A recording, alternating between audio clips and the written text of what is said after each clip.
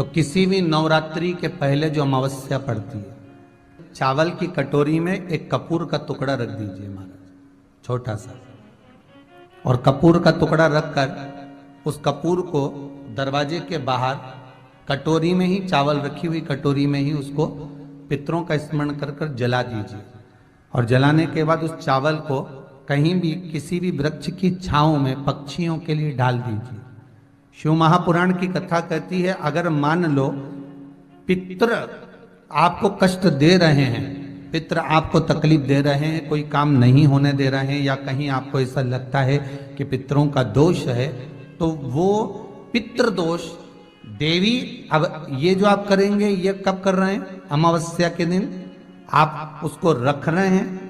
अमावस्या के दिन उसको रखकर रात भर अपने रखा कपूर के साथ में, सुबह एकम पड़ गई, नवरात्रि लग गई, उसी दिन उसको जला। आज शनिवार का दिन है जिस दिन अपन इस दरिद्रता से मिलने के लिए पीपल के पेड़ के नीचे आए हैं।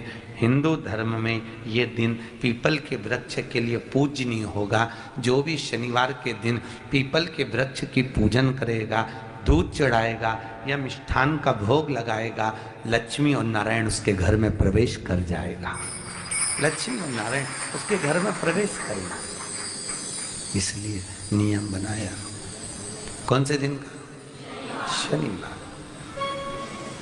लक्ष्मी जी बोली, नारायण आपने तो एक दिन का वार लिख दिया।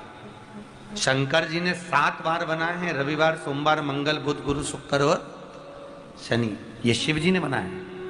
अब एक दिन आपने अपना बना लिया, बाकी के दिन अगर कोई इस पीपल के वृक्ष के नीचे आएगा और यहाँ तो दरिद्रता बैठी है, तो उसका क्या होगा? भगवान नारायण बोले, सुन दरिद्रता, तेरे से एक विनती है, अगर कोई भी मनुष्य इस पीपल के पेड़ के नीचे अगर 7 दिन में आता है और उसके हाथ में अगर कोई सामग्री होती है, तो तू उसके घर में प्रवेश नहीं करेगी। नियम में पीपल के वृक्ष का या तो पानी का लोटा लेकर जाओ, कुंकू का चोपड़ा लेकर जाओ, शक्कर लेकर जाओ, या पेड़ के नीचे चींटी को डालने के लिए आटा ले जाओ, पर खाली हाथ पीपल के वृक्ष के नीचे कभी मत जाओ, कभी नहीं जाओ। खाली हाथ जाओगे तो दरिद्रता तुम्हारे घर में प्रवेश करेगी। दरिद्रता उठकर खड़ी होकर बोली, नारायण तुमने अपनी मनमानी करी है, एक दिन मुझे भी मेरा चाहिए। भगवान ने कहा, बोल कौन सा दिन चाहिए?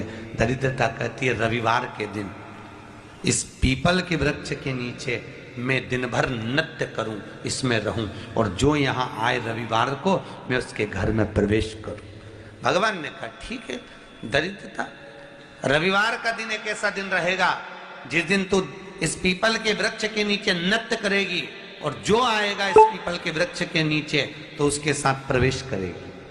मैंने तुझे वर दिया।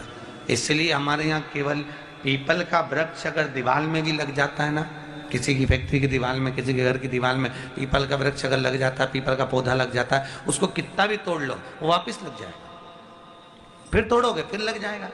अगर पीपल के पौधे को तोड़ना है तो केवल रविवार का दिन एक नींबू, एक मिर्ची और बमूल का कांटा, ये 3 चीजें रखने के बाद में आधे घंटे बाद रविवार के दिन पीपल के पेड़ को उखाड़ कर फेंक दो।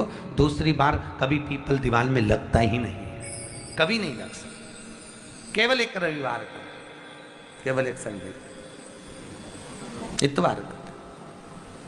घर में दीवारों पर अगर पीपल लग भी गया है, इसलिए पीपल के वृक्ष को उखाड़ने का, अगर घर में पीपल लगा हुआ है या पीपल का पौधा हमारे घर में लग गया, उसको उतारना, निकालना, लगाना, तो पीपल के वृक्ष को अगर निकाला जाता है तो रविवार के दिन, और अगर पीपल के वृक्ष को कहीं लगाया जाता है तो सोमवार के दिन या मंगलवार के दिन, बुधवार के दिन, इन दिनों में लगा सकते पीपल के वृक्ष कहीं लगाना। शनिवार का दिन एक ऐसा दिन होता है जिस दिन पीपल के वृक्ष को कहीं जाकर लगाया नहीं जाता, क्योंकि शनिवार के दिन पीपल के वृक्ष के नीचे लक्ष्मी रहती है। हम अपने हाथों से अगर पीपल का वृक्ष किसी दूसरी जगह पर शनिवार को रोपित करते हैं तो हमारे घर की लक्ष्मी अपने घर से छिन्न होकर चली जाती है।